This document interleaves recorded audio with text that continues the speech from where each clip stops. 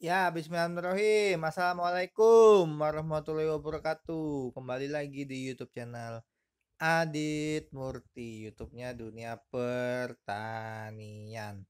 Oke, pada kali ini kita akan membahas sedikit tentang tanam habitat dari tumbuhan. Nah, habitat dari tumbuhan yang pertama itu adalah ada tumbuhan yang epifit.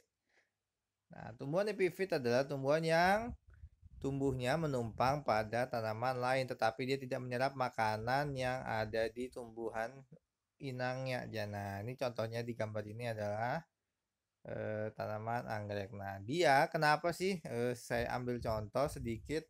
Kenapa sih dia tidak menyerap tanaman lain? Karena pada tumbuhan ini, ya kan, dalam kita membudidayakan tanaman anggrek. Nah, berarti kan si pembudidaya itu sudah memberikan nutrisi-nutrisi.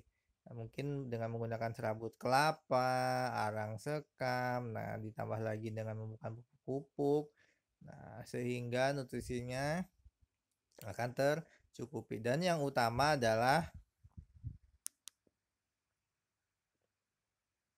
hmm, dan yang dan yang utama adalah eh, dia tidak perakarannya tidak mampu menembus dari bagian tidak didesain untuk menembus dari bagian dari tanaman intinya itu yang utama, makanya dia tidak mampu menembus mengambil suara yang ada di dalam akar yang ada di dalam batang pohon inangnya. Nah, yang kedua adalah tumbuhan parasit. Tumbuhan parasit adalah tumbuhan yang menumpang pada tumbuhan yang lainnya dan dia sangat tergantung pada inangnya. Nah, ini kan ini contohnya ini benalu. Nah, jadi tumbuhan parasit itu ada yang semi parasit, ada yang hiper parasit.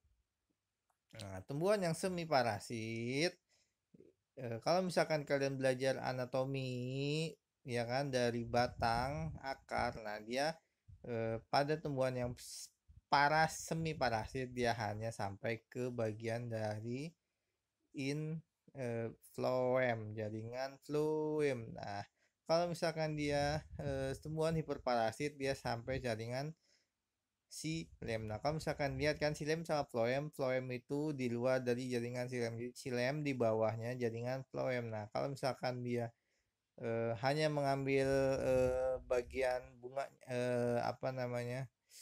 eh phloem itu berhubungan sama cahaya matahari. Nah, berarti kan yang dari akar dia masih dapat berfotosintesis.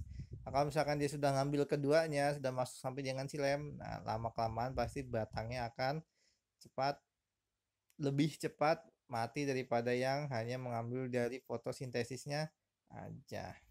Nah, kalau misalkan tanaman inangnya sudah mati, pasti gulma juga akan mati. Nah, kemudian sapropit.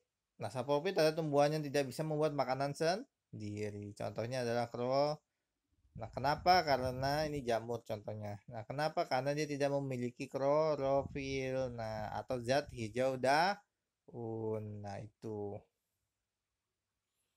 Nah, xerophyt adalah tumbuhan yang hidupnya di daerah yang kekurangan air. Nah, contohnya adalah kaktus, kurma, kalau di Indonesia itu ada nanas, lidah buaya. Nah, tumbuhan ini dia mempunyai duri. Nah, tumbuhan ini juga mempunyai lapisan lilin dan mempunyai batang yang agak tebal. Jadi, batang yang tebal itu fungsinya dia menyimpan air. Nah, lapisan lilinnya fungsinya untuk menghindari dari penguapan. Hidrofit adalah tumbuhan yang hidup di dalam air, ya kan? Tumbuhan yang hidup di dalam air dan sangat tergantung sama jadi kejenian airnya. Nah, karena kan kalau semakin dia butek, dia mengandung sedikit oksigen. Nah, dalam hal ini tumbuhan hidrofit itu terbagi menjadi ada tumbuhan melayang, terapung, sama tenggelam.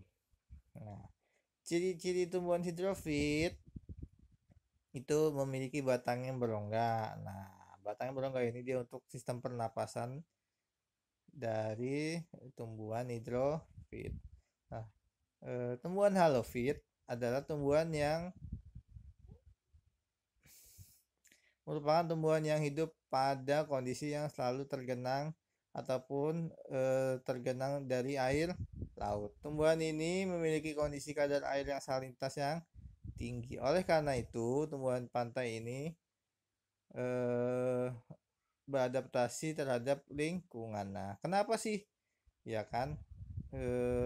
Contohnya mangrove itu dapat mampu beradaptasi karena dia dapat menyaring, ya kan? Di situ ada kata melalui saringan filter. Dia dapat menyaring eh, dari garam-garam mineral yang ada di dalam air. Jadi yang masuk hanya airnya saja. Karena kan massa jenisnya dari air sama garam tuh agak berbeda. Nah, mekanismenya saya nggak tahu kayak gimana.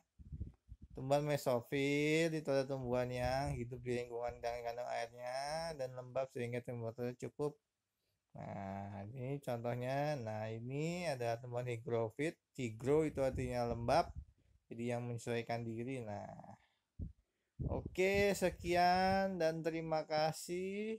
Itu beberapa habitat dari tanaman hias, tadi tanaman, tumbuhan. Terima kasih. Assalamualaikum warahmatullahi wabarakatuh.